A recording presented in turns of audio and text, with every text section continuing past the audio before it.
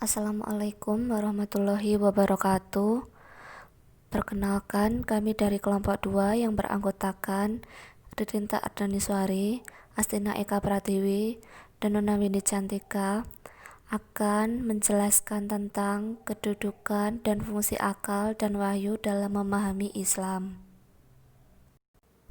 Yang pertama adalah wahyu. Pengertian wahyu secara bahasa, wahyu memiliki banyak arti yang berbeda-beda.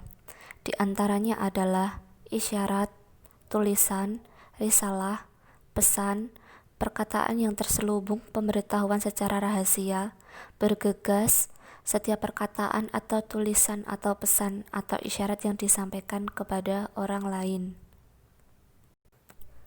Fungsi wahyu. Wahyu berfungsi memberi informasi bagi manusia. Yang dimaksud memberi informasi di sini yaitu wahyu memberitahu manusia bagaimana cara berterima kasih kepada Tuhan, menyempurnakan akal tentang mana yang baik dan mana yang buruk, serta menjelaskan perincian upah dan hukuman yang akan diterima manusia di akhirat. Sebenarnya, wahyu secara tidak langsung adalah senjata yang diberikan Allah kepada nabi-nabinya untuk melindungi diri dan pengikutnya dari ancaman orang-orang yang tak menyukai keberadaannya, dan sebagai bukti bahwa beliau adalah utusan Sang Pencipta, yaitu Allah Subhanahu wa Ta'ala. Kekuatan wahyu. Memang sulit saat ini membuktikan jika wahyu memiliki kekuatan, tetapi kita tidak mampu mengelak sejarah wahyu itu ada.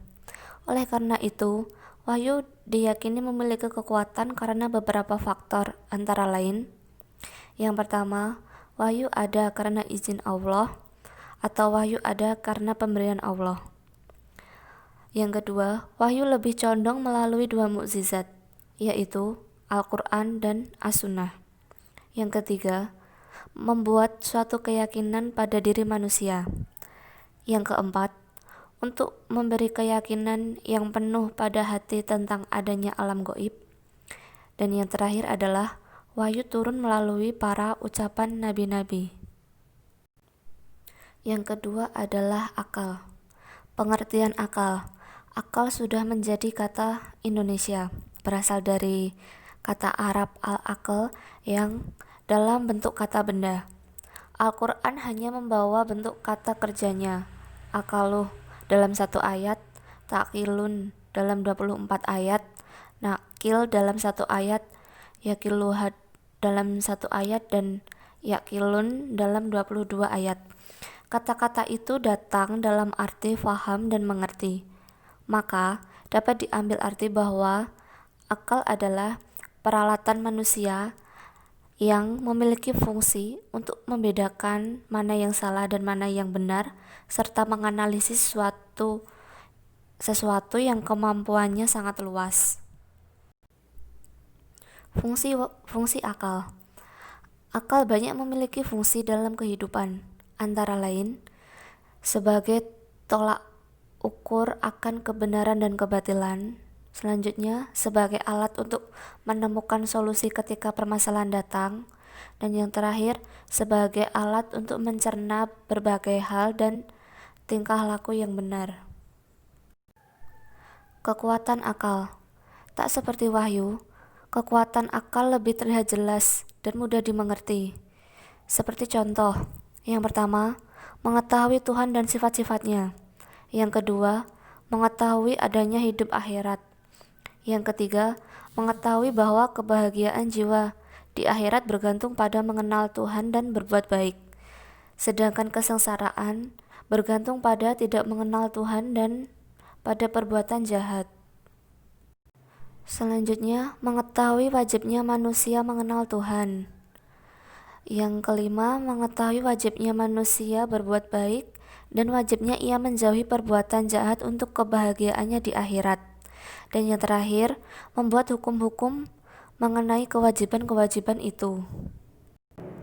Yang ketiga, kedudukan wahyu dan akal dalam Islam. Kedudukan antara wahyu dan akal dalam Islam sama-sama sangat penting. Karena Islam tak akan terlihat sempurna jika tak ada wahyu maupun akal. Dan kedua hal ini sangat berpengaruh dalam segala hal dalam Islam. Dapat dilihat dalam hukum Islam, antar akal dan wahyu ibarat penyeimbang. Andai ketika hukum Islam berbicara yang identik dengan wahyu, maka akal akan segera menerima dan mengambil kesimpulan bahwa hal tersebut sesuai akan suatu tindakan yang terkena hukum tersebut. Karena sesungguhnya akal dan wahyu itu memiliki kesamaan yang diberikan Allah. Namun, kalau wahyu hanya untuk orang-orang tertentu yang mendapatkannya tanpa seorang pun yang mengetahui, dan akal adalah hadiah terindah bagi setiap manusia yang diberikan oleh Allah Subhanahu wa taala. Cukup sekian penjelasan dari kami mengenai kedudukan dan fungsi akal dan wahyu dalam memahami Islam. Cukup sekian, terima kasih. Wassalamualaikum warahmatullahi wabarakatuh.